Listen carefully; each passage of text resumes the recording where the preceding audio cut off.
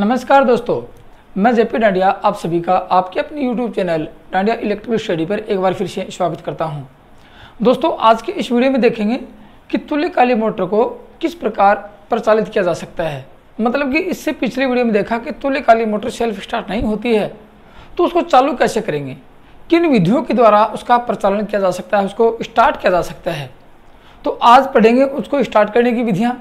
और दोस्तों, इन विधियों में से एक क्वेश्चन अवश्य पूछा जाता है। मैंने आपको बताया था कि तुल्यकालिक मोटर या सिंक्रोनस मोटर के जितने भी टॉपिक आएंगे, जितने भी पॉइंट्स आएंगे, सब पॉइंट्स अपने आप में इंपॉर्टेंट होंगे। मैंने पिछले वीडियो में बताया था कि मैंने जितने पॉइंट बोले सब इंपॉर्टेंट थे, परीक्षा में आ चुके हैं और परीक्षा में लगभग आने की संभावना बनी रहती है। तो जब तक सिंक्रोनस मोटर का टॉपिक या चैप्टर पूरा नहीं होता है, तब तक जितने भी टॉपिक पढ़ाए जाते हैं, जितने भी पॉइंट्स बताए जाते हैं, सब अपने आप में इंपॉर्टेंट होते हैं। इसलिए वीडियो को पूरा देखकर अच्छी तरह समझकर नोट्स अपडेट करते चले जाना, क्योंकि इनमें से एक क्वेश्चन अवश्य ही पूछा जाता है। ऐसा कोई पेपर नहीं गया आज तक इलेक्ट्रिशियन कंपटीशन से संबंधित या इलेक्ट्रिकल ITI से संबंधित ऐसा कोई पेपर नहीं गया है कि सिंक्रोनस मोटर के बारे में कोई क्वेश्चन नहीं पूछा गया हो। और वो भी मतलब कुछ डीपली भी होते हैं और कुछ ईजी भी होते हैं, लेकिन ईजी इस प्रकार के होते हैं कि आपको कन्फ्यूज करने वाले होते हैं। आज देखेंगे कि तुल्यकालिक मोटर को प्रारंभ करने की विधियां कौन कौन सी होती हैं। ठीक है, तो तुल्यकालिक मोटर को प्रारंभ करने की विधियां देखते हैं। तुल्यकालिक मोटर को प्रारंभ करने की विधियां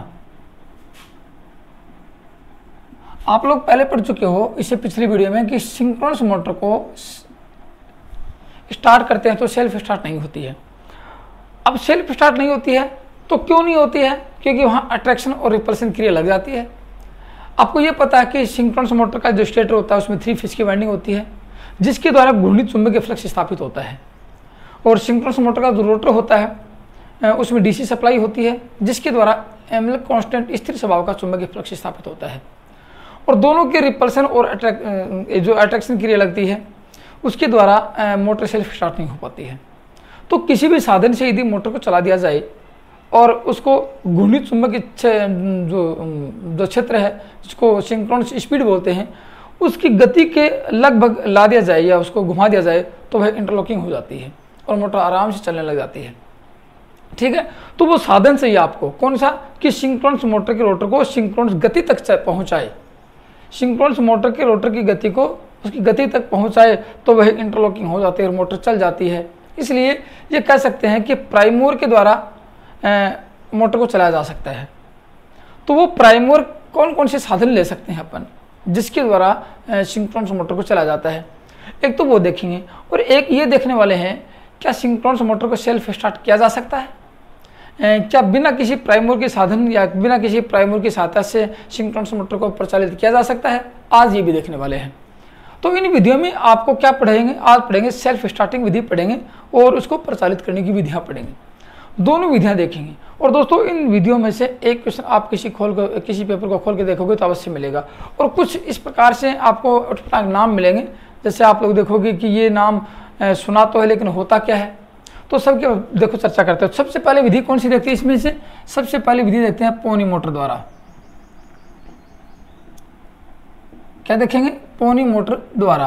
अब पोनी मोटर क्या होती है? देखो, सभी मोटरें पढ़ी आप लोगों ने।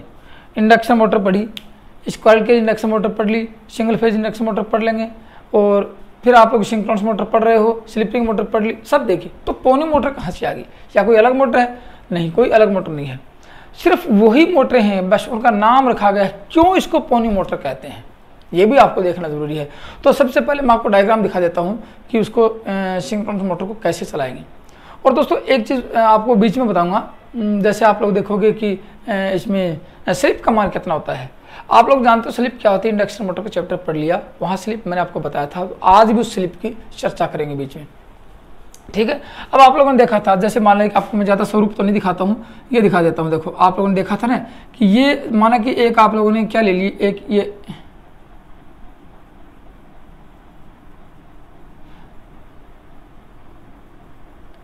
ये आपको दिखाता हूँ मैं। आप लोगों ने ये मोटर लगाई, ये मोटर ले लिया आप लोगों ने सिंक्रोनस मोटर। अब आप लोगों को पता है सिंक्रोनस मोटर के अंदर क्या है, रोटर है, स्टेटर पे 3 फेज की वाइंडिंग है, सब जानते हो आप लोग इतना तो, ठीक है। और इसमें क्या है, इसमें रोटर के जो वाइंडिंग होगी वो स्लिप रिंग से संयोजित होगी डीसी सप्लाई से। तो यहाँ 2 स्लिप रिंग दिखा दूँ आप लोगों को मैं, आपको अच्छी तरह समझ में आ जाएगा कि कैसे इस मोटर को चलाएंगे। ये 2 स्लिप रिंग दिखाई आप लोगों को मैंने, और यहाँ मैं आपके इसके पीछे दिखा देता हूँ एक एक्साइटर।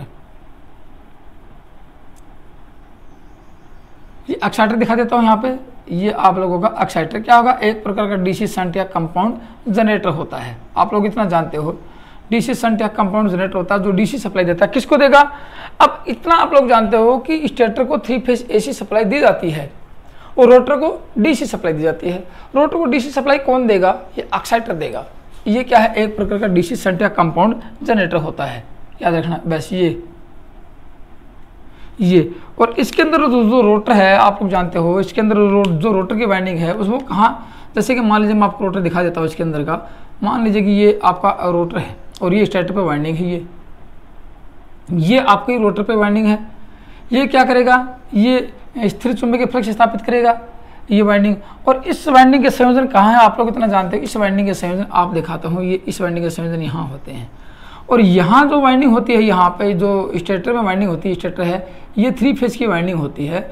यहाँ लगाएंगे RYB और ये लगाएंगे एसी सप्लाई, कौन सी, 3 फेज एसी सप्लाई, ये दे दिया आप लोगों ने। यहाँ आपको क्या मिलेगी, देखो ये आप लोगों को स्लिप रिंग है, मैं आपको ये स्लिप रिंग 2 कार्बन ब्रश दिखा देता हूँ। और ये आपका एक्साइटर होता है जो डीसी सप्लाई देता है, किसको देगा, ये इस रोटर को देगा। यहाँ से 2 तार संयोजित कर देता हूँ मैं यहाँ पे, कहाँ पे, स्लिप रिंग के पास यहाँ पे। अब आप लोग देखोगे, ये तो पहले आप देख चुके हो, मैं सिर्फ आपको प्रारूप समझा रहा हूँ कि इस मोटर को चलाएंगे कैसे, सिर्फ वो दिखा रहा हूँ आप लोगों को मैं। यहाँ से मैंने इसको यह दिखा दिया, ये आप लोगों का, ये मैं फील्ड रियोस्टेट लगा देता हूँ। और ये क्यों लगाया फील्ड रियोस्टेट, ये देखो इसकी उत्तेजना बढ़ाने के लिए, किसकी, इस सिंक्रोनस मोटर की उत्तेजना बढ़ाने के लिए, क्योंकि जो पावर फैक्टर होता है वो उसको सुधारना है, तो इसी से सुधरेगा पावर फैक्टर। तो ये आपका फील्ड रियोस्टेट लगा दिया मैंने आपको, RH लगा दिया रियोस्टेट। अब आप देखिए इस मोटर को आपने 3 फेज सप्लाई दी और यहाँ से डीसी सप्लाई मिल गई तो मोटर सेल्फ स्टार्ट नहीं होगी। ये कह सकते हैं ये आपका क्या है, स्टेटर है, और ये आपका क्या है, रोटर है। यहाँ क्या देंगे, AC, यहाँ क्या देंगे, DC देंगे। ये आपका क्या है, ये एक्साइटर है, आप लोग इतना जानते हो। और ये क्या है, ये स्लिप रिंग है, और ये आपके शाफ्ट है, और यहाँ वाइंडिंग है मतलब कि फील्ड वाइंडिंग। यहाँ क्या है, ये फील्ड वाइंडिंग है, इस रोटर पे क्या है, फील्ड वाइंडिंग है। ये होती है यहाँ पे। अब देखो आप लोगों ने देखी कि मोटर सेल्फ स्टार्ट नहीं होगी, तो इसको चलाएंगे कैसे, चलाने के लिए क्या करेंगे, यहाँ प्राइम मूवर लगाएंगे। देखो यहाँ लगाया प्राइम मूवर, कपलिंग लगा देते हैं, और ये लगाई कपलिंग आप लोगों ने, और ये लगाई, और यहाँ एक मोटर लगा देंगे। देखो यहाँ क्या लगेंगे, एक मोटर लगा देंगे। मोटर जो लगाएंगे उसके हिसाब से उसका नाम रखेंगे। ये आप लोगों ने एक मोटर लगा दी, छोटी मोटर लगा दी।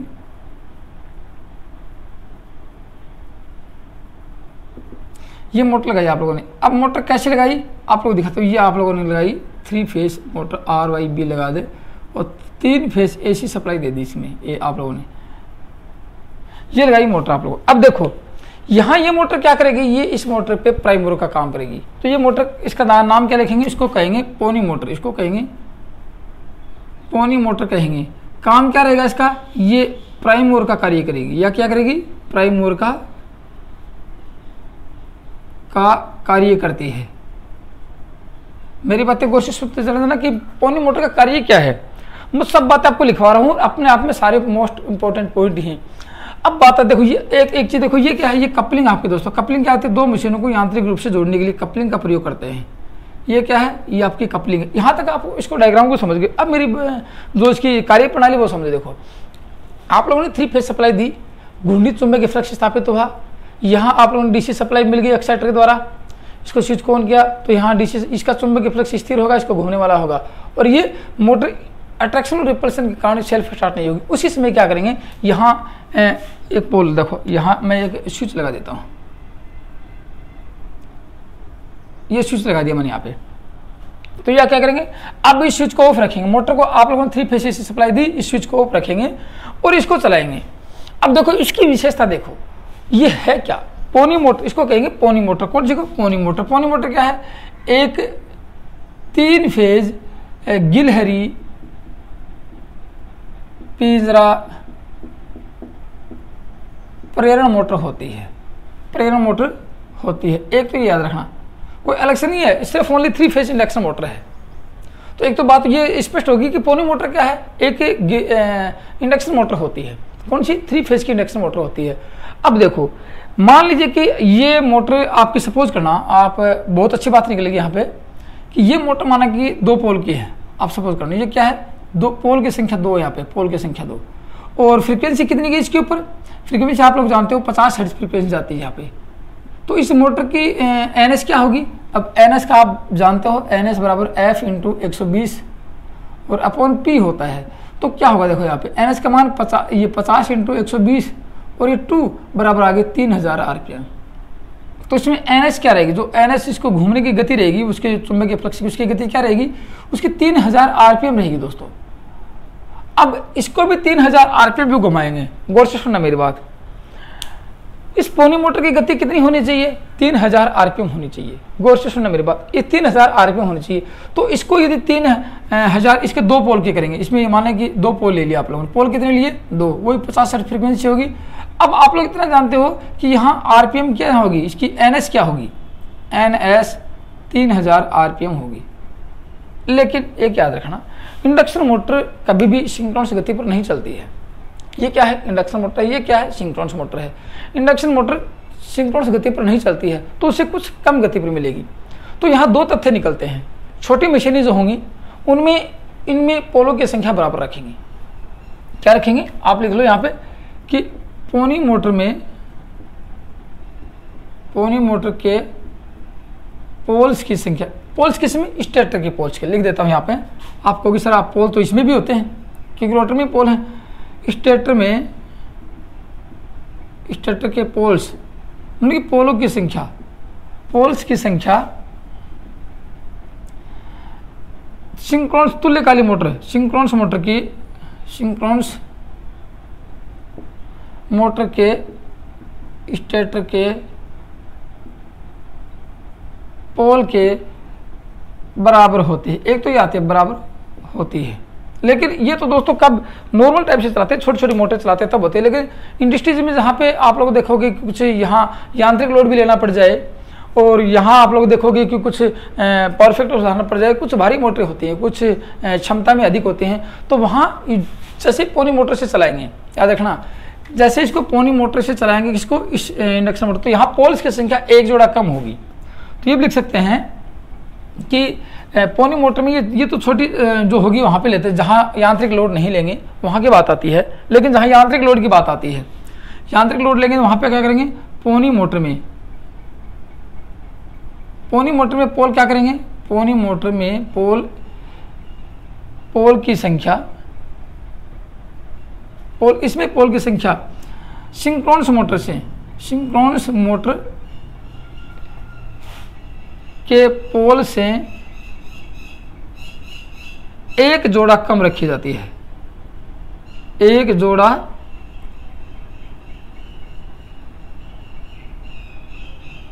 कम रखी जाती है। अब क्यों, जैसे मान लीजिए कि आप लोगों ने 3000 आरपीएम इसको लिया और ये तो 3000 पे चलने वाला है, लेकिन इसकी गति मान लीजिए कि 2900 होगी, क्योंकि आपको पता रोटर की गति कम होगी, 3000 आरपीएम नहीं होने वाली है, रोटर की गति कम होगी, 2950 होगी, और यहाँ इंटरलॉकिंग होगी तो कुछ थोड़ा झटका महसूस होगा। उस झटके को कम करने के लिए क्या करेंगे, इसकी गति, इसमें यदि पोलों की संख्या 2 होगी, यहाँ 2 होगी, तो 2 वाली नहीं लगाएंगे, यहाँ 4 पोल की इंडक्शन मोटर लेंगे, गौर से सुनना, यहाँ 4 पोल की इंडक्शन मोटर लेंगे और यहाँ 2 पोल की इंडक्शन ये लेंगे, ये 4 पोल की सिंक्रोनस मोटर लेंगे और 2 पोल की इंडक्शन मोटर लेंगे। तो इसकी गति कितनी जाएगी, इसकी गति चली जाएगी मान लें कि 2950 आरपीएम या 2800 चलेगी, 2975 चलेगी, और इसकी गति चली जाएगी 1500 आरपीएम, क्योंकि 4 पोल की गति कितनी होती है, एनएस 1500 आरपीएम होती है, तो एक गति अधिक होगी, ठीक है ना। तो इसको आसानी से पहले क्या करेंगे, पहले इसको सप्लाई देंगे,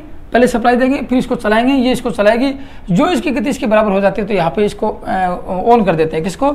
इस जो डीसी सप्लाई मिलती है एक्साइटर के द्वारा रोटर की डीसी सप्लाई की स्विच को ऑन कर देते हैं और यहाँ से ये इसको इंटरलॉकिंग हो जाती है, मोटर चल जाती है। तो लगभग आपके सामने 2 क्वेश्चन आ सकते हैं।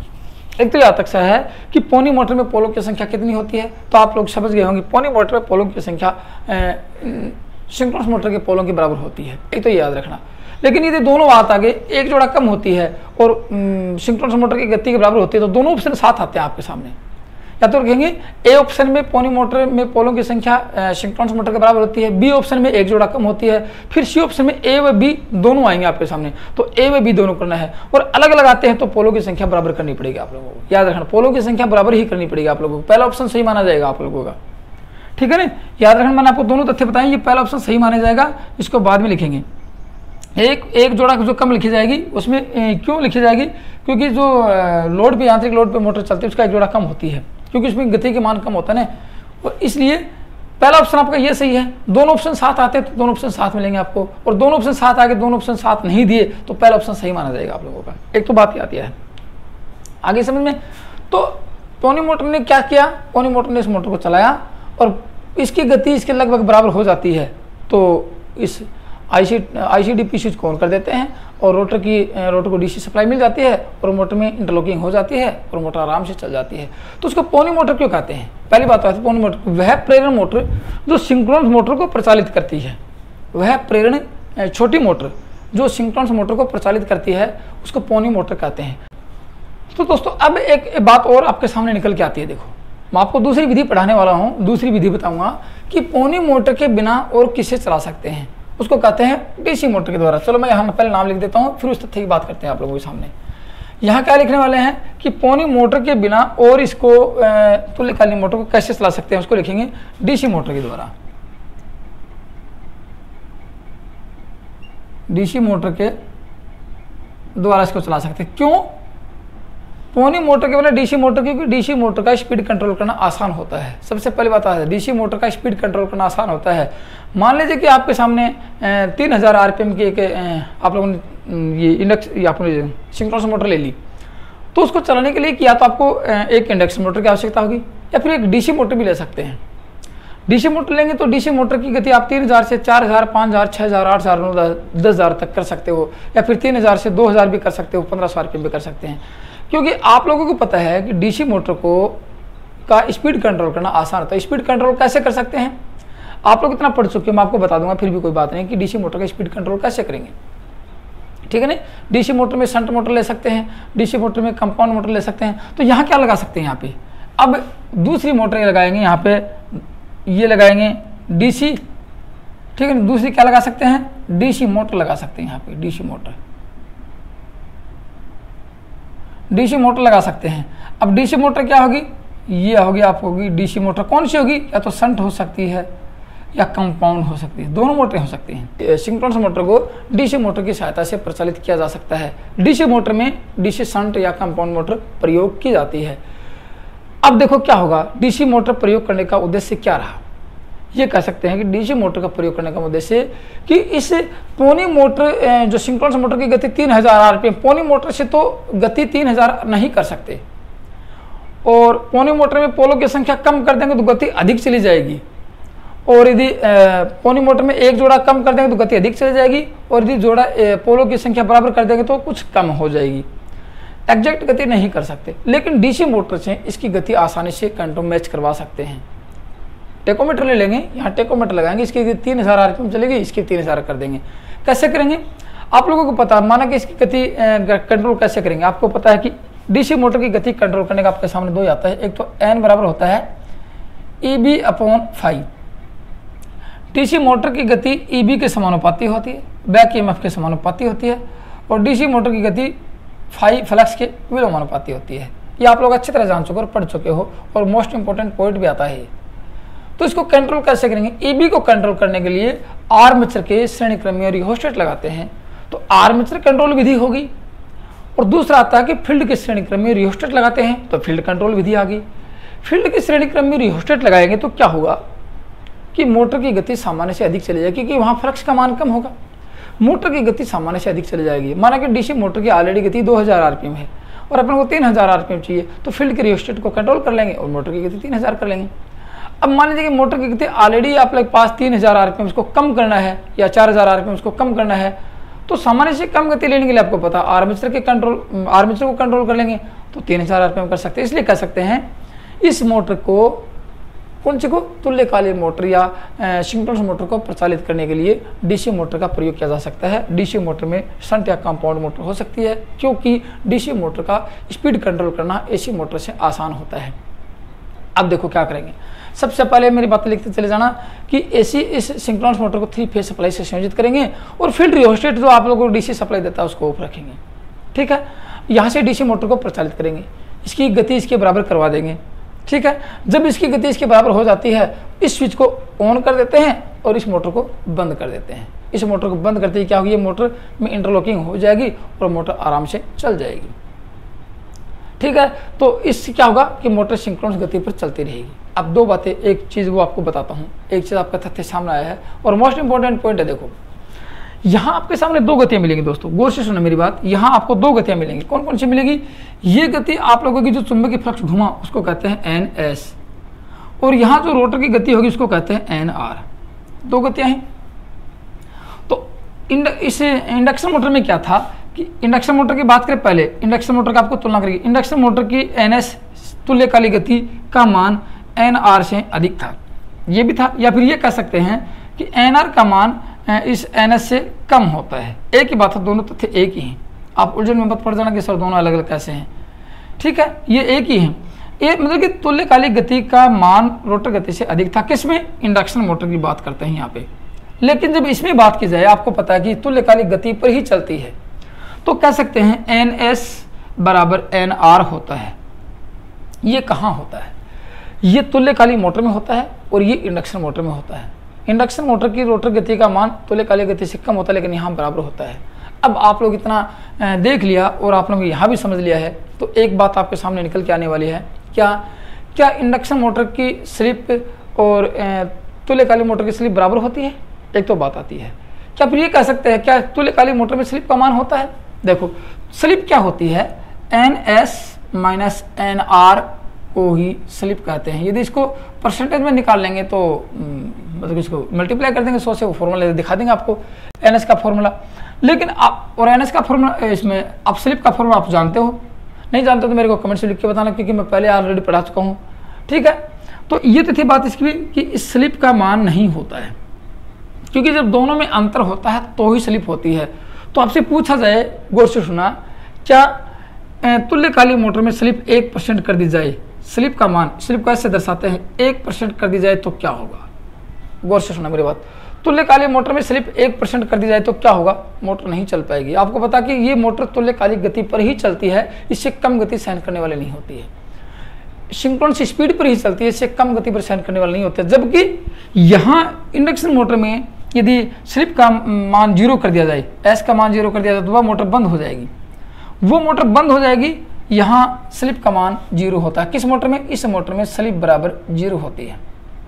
0 रहेगी तो ही चलेगी। यदि स्लिप 1% भी उत्पन्न होती है, 1% भी हो जाती है, तो मोटर रुक जाएगी। इसलिए याद रखना, सिंक्रोनस मोटर में स्लिप का मान 0 होता है और इंडक्शन मोटर में स्लिप का मान कुछ न कुछ अवश्य होता है, 2 से 5% तक होता है, ऐसे मान लो। और यदि इंडक्शन मोटर में स्लिप का मान 0 हो जाए तो मोटर रुक जाएगी, और यदि तुल्यकालिक मोटर में स्लिप 1%, 0.1% भी हो जाती है तो मोटर रुक जाती है। दोनों एक दूसरे से विपरीत होती है। आगे बात समझ में? तो काफ़ी बार पूछा गया है क्वेश्चन कि इंडक्शन मोटर में स्लिप का मान होता है, तुल्यकालिक मोटर में स्लिप का मान होता है, तो यहाँ स्लिप का मान 0 होता है, क्योंकि स्लिप क्या है, NR और NS का अंतर ही होता है। रोटरी स्पीड और तुल्यकालिक स्पीड का, मतलब रोटरी स्पीड तुल्यकालिक स्पीड का अंतर होता है। अब आपको अगली विधि पढ़ाता हूँ कि मोटर को सेल्फ स्टार्ट कैसे करेंगे।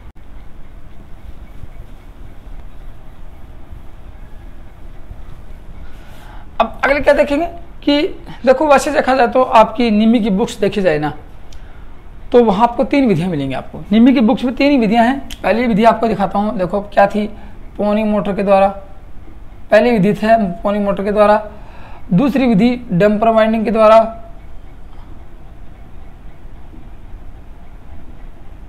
और तीसरी विधि सिंक्रोनाइजेशन के द्वारा। 3 विधियां आपको, लेकिन यहाँ मैं आपको बताने वाला हूँ कि एक विधि पोनी मोटर है। पोनी मोटर के बिना आपको मैंने बताई डीसी मोटर। काफ़ी बार प्रश्न पूछा गया है क्या डीसी मोटर की सहायता से इसको सिंक्रोनस मोटर को चला सकते हैं, इसलिए वहाँ पे आपको 3 ही विधियाँ मिलेंगी। डैम्पर वाइंडिंग विधि मैं आपको अभी दिखाता हूँ। देखो डैम्पर वाइंडिंग विधि बताऊंगा, ये विधि बताऊंगा, लेकिन यहाँ पोनी मोटर के साथ साथ मैंने आपको 2-3 विधियाँ बताई, वो भी बताने वाला हूँ। डैम्पर वाइंडिंग के साथ आपको एक विधि और बताऊंगा आप लोगों को, ठीक है ना। तो इसमें मैंने कौन सी बताई, पोनी मोटर बताई और डीसी मोटर की विधि बताई, क्योंकि डीसी मोटर से भी चला सकते हैं। ये भी प्रश्न काफ़ी बार पूछा गया था, इसलिए मैंने आपको बताया है। अब बताता हूँ डैम्पर वाइंडिंग वाला। तो देखो इसमें डैम्पर वाइंडिंग से क्या है, प्राइम मूवर की आवश्यकता नहीं होगी, इसकी आवश्यकता नहीं होगी। डैम्पर वाइंडिंग से चलाएंगे तो प्राइम मूवर की आवश्यकता नहीं होती है। तो ये भी कह सकते हैं कि मोटर सेल्फ स्टार्ट है, कह सकते हैं कि मोटर सेल्फ स्टार्ट है। तो ये भी बता सकते हैं कि सेल्फ स्टार्ट कैसे की जा सकती है, सेल्फ स्टार्टिंग की विधियाँ कौन कौन सी होती हैं। तो इस डैम्पर वाइंडिंग से क्या पढ़ेंगे, मोटर में सेल्फ स्टार्ट विधि पढ़ेंगे कि मोटर को सेल्फ स्टार्ट कैसे कर सकते हैं। तो अब आती है सेल्फ स्टार्टिंग विधि आती है। क्या आती है, सेल्फ स्टार्टिंग विधि।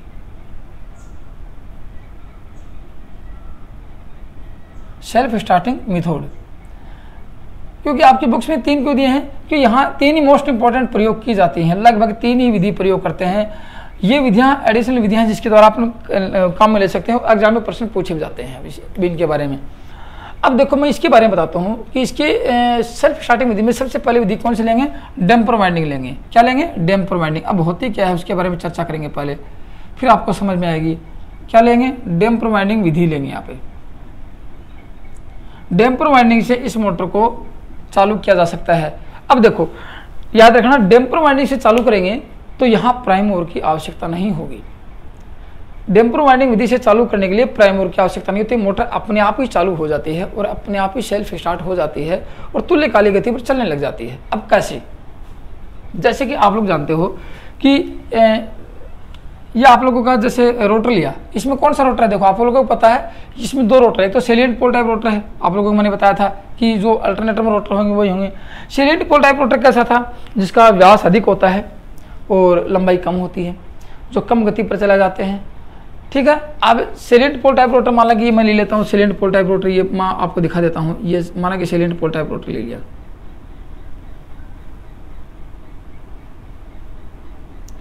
बहुत अच्छी तरह समझाऊंगा आप लोगों को कि आपको संपूर्ण बातें एक साथ याद हो जाएंगी।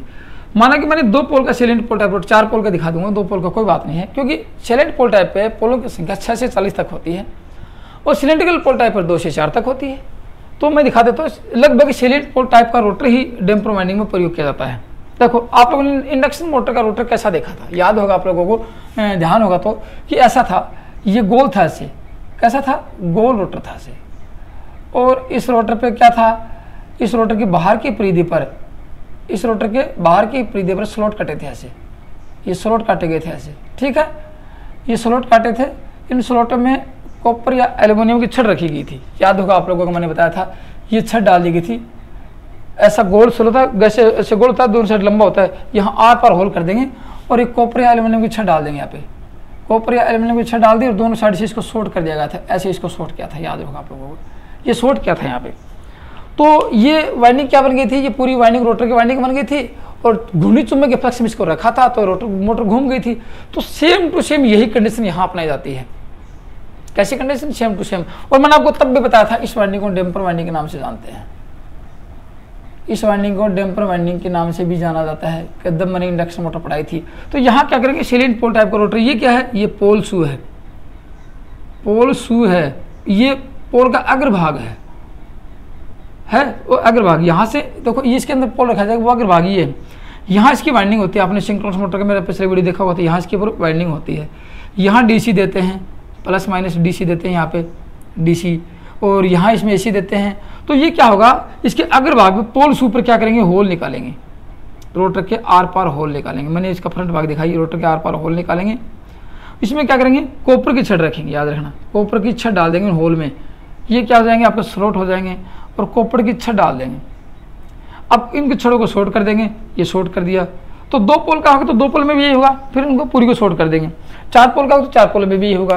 तो कह सकते हैं इस विधि में, कौन सी में, डैम्पर वाइंडिंग विधि में, डैम्पर वाइंडिंग इस विधि में सिंक्रोनस मोटर के रोटर के सिरों पर अर्थात पोल शू पर क्या लिखेंगे, अग्रभाग सिरों पर या अग्रभाग पर या पोल शू पर गिलहरी पिंजरा प्रेरण मोटर की भांति गिलहरी पिंजरा प्रेरण मोटर के रोटर की भांति तांबे की छड़ डालकर, ठीक है ना, तांबे की छड़ डालकर उसको दोनों साइड से शॉर्ट कर देंगे, जिसको डैम्पर वाइंडिंग के नाम से जाना जाता है। ये क्या होगी आपकी डैम्पर वाइंडिंग होगी, इसको कहेंगे डैम्पर वाइंडिंग।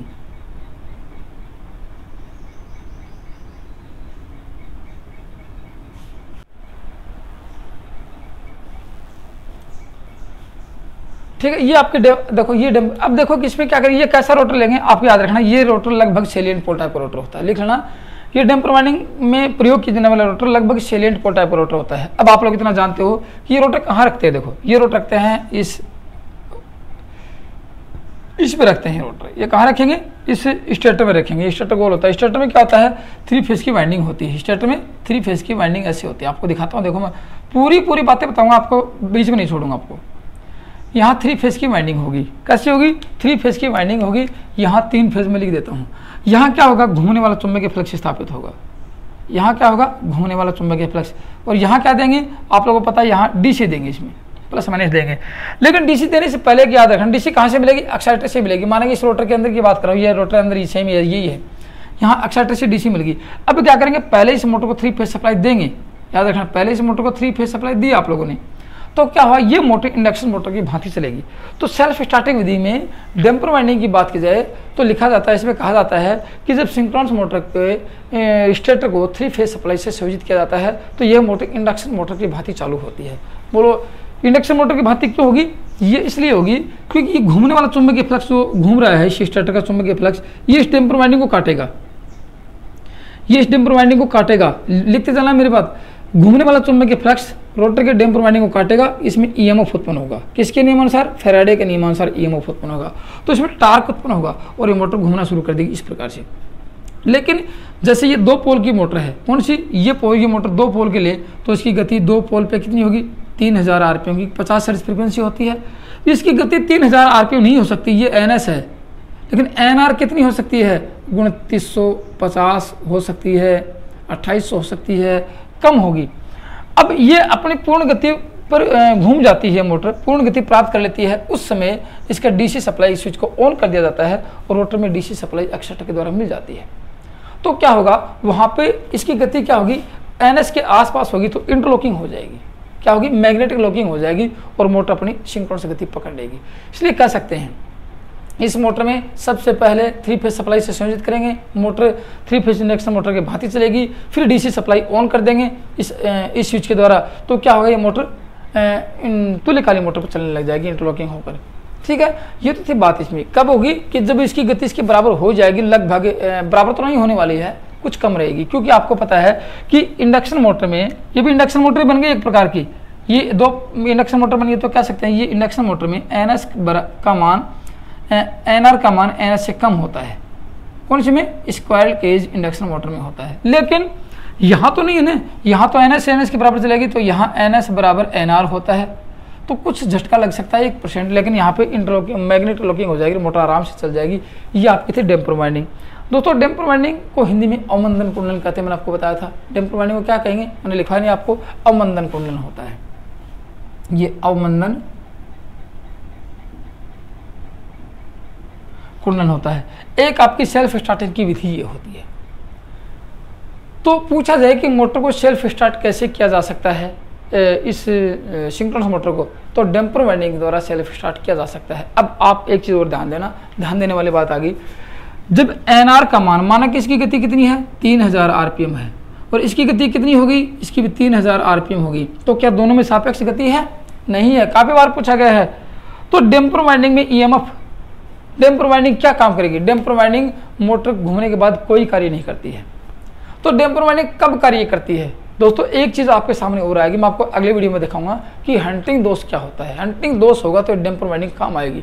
तो डैम्पर वाइंडिंग के इन सिंक्रोनस मोटर में 2 काम हो गए, एक तो हंटिंग दोष को दूर करना और एक मोटर को सेल्फ स्टार्ट करना। एक मोटर को सेल्फ स्टार्ट करना और दूसरा हंटिंग दोष को दूर करना। हंटिंग दोष अगले में आएगा, तो आपसे पूछा जाएगा कि इस तुल्यकालिक मोटर में हंटिंग या डैम्पर वाइंडिंग का क्या कार्य है, हंटिंग दोष को दूर करना और मोटर को सेल्फ स्टार्ट करना। तो अगली वीडियो में दिखाएंगे आपको हंटिंग दोष क्या होता है, ठीक है ना। और जब मोटर तुल्यकालिक गति पर चलती है, इसमें कोई ईएमएफ उत्पन्न नहीं होता, ये न्यूट्रल पर रहता है, कोई काम नहीं होता इसका। लेकिन जब गति 1% कम होती है, NR का मान NS से 1% कम होने की कोशिश करता है तो यहाँ EMF उत्पन्न होता है, तो टार्क उत्पन्न हो जाता है और मोटर की गति वापस NS पर चल जाती है, तो इसका तब तक कार्य होता है। एक आपकी विधि आती है। चलो एक विधि और बताता हूँ आप लोगों को मैं। देखो एक विधि आती है सेल्फ स्टार्टिंग विधि में, कौन सी आ गई, ये आती है आप लोगों की स्लिप रिंग प्रेरण मोटर द्वारा।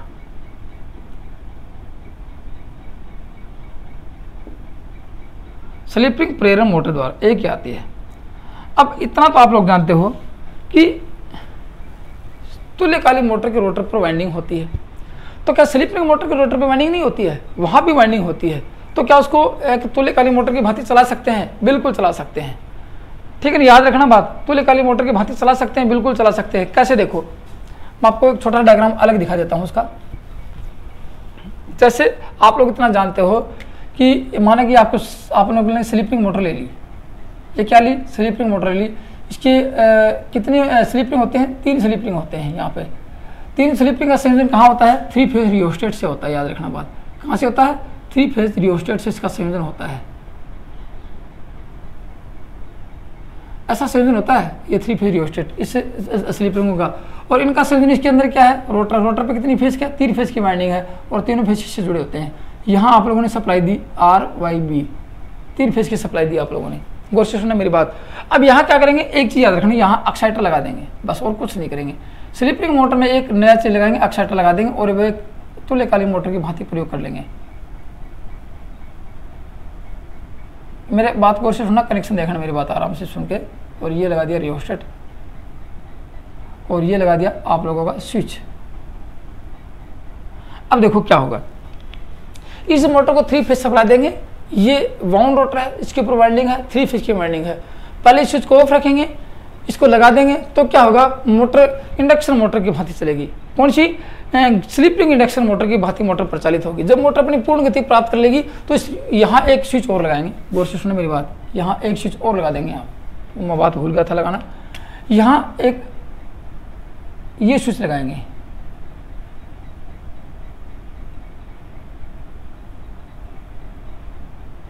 चेंज और स्विच लगा देंगे यहाँ पे, और चेंज और स्विच से क्या करेंगे? चेंज और स्विच की सहायता से यहाँ पे इन दोनों को शॉर्ट कर देंगे।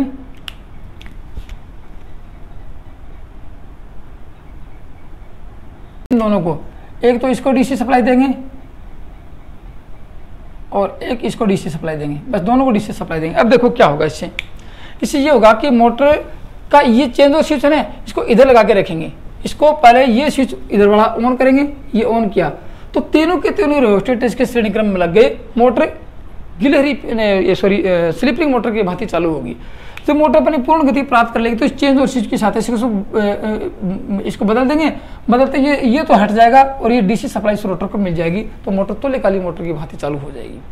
तो आपका एक ऑप्शन ये आता है कि स्लिप रिंग मोटर, इस तुल्यकालिक मोटर को सेल्फ स्टार्ट कैसे कर सकते हैं? एक तो डैम्पर वाइंडिंग के द्वारा और एक स्लिप रिंग मोटर के द्वारा इसको सेल्फ स्टार्ट कर सकते हैं। दोस्तों 2 विधियाँ आपकी ये थी। एक विधि आती है सिंक्रोनाइजेशन विधि आती है। तीसरी विधि कौन सी आती है? सिंक्रोनाइजेशन विधि आती है।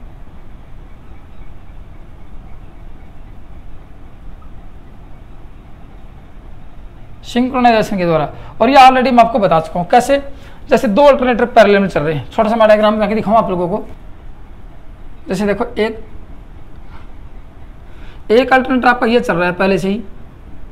सिंक्रोनाइजेशन आप पहले पढ़ चुके हो अल्टरनेटर का, एक ही, और दूसरा अल्टरनेटर आपका ये चल रहा है। दोनों पैरेलल में चल रहे हैं, दोनों क्या है? पैरेलल में संयोजित हैं। और यहाँ इसके ऊपर क्या लगा है? प्राइम मूवर लगा है, और यहाँ इसके ऊपर प्राइम मूवर लगा है। ये पीएम है, ये पीएम है, और ये 3 फेज का अल्टरनेटर है। अब देखो सिंक्रोनाइजेशन में क्या होता है? दोनों पैरेलल में चल रहे हैं, दोनों की कंडीशन और शर्त समान है। अब यदि इन दोनों में चलते समय एक का प्राइम मूवर हटा दिया जाए तो यही अल्टरनेटर सिंक्रोनस मोटर की भांति कार्य करने लग जाता है। इसे पिछले वीडियो में आपको अच्छी तरह बताया था कि 2 या 2 से अधिक अल्टरनेटर समानांतर में प्रचालित हैं और उनमें से किन्हीं एक अल्टरनेटर के प्राइम मूवर को बंद कर दिया जाए, हटा दिया जाए, तो वह अल्टरनेटर सिंक्रोनस मोटर की भांति कार्य करने लग जाता है। तो इस विधि से भी इसको चालू कर सकते हैं। किससे? सिंक्रोनाइजेशन विधि से सिंक्रोनस मोटर को प्रचालित किया जा सकता है। तो ये तो सिंक्रोनाइजेशन विधि थी, ये आपकी डैम्पर वाइंडिंग विधि थी, ये स्लिप रिंग मोटर की विधि थी, ये पोरी मोटर और डीसी मोटर की विधि थी। आप लोग अच्छी तरह जानते हो। तो दोस्तों ये तो था आप लोगों का इस सिंक्रोनस मोटर को चालू करने की विधियाँ। तो दोस्तों वीडियो कैसा लगा, समझ में आया नहीं आया, कुछ त्रुटि हुई तो मेरे को कमेंट्स में लिख के जरूर बताना। दोस्तों आज की वीडियो में इतना ही था। थैंक यू, धन्यवाद।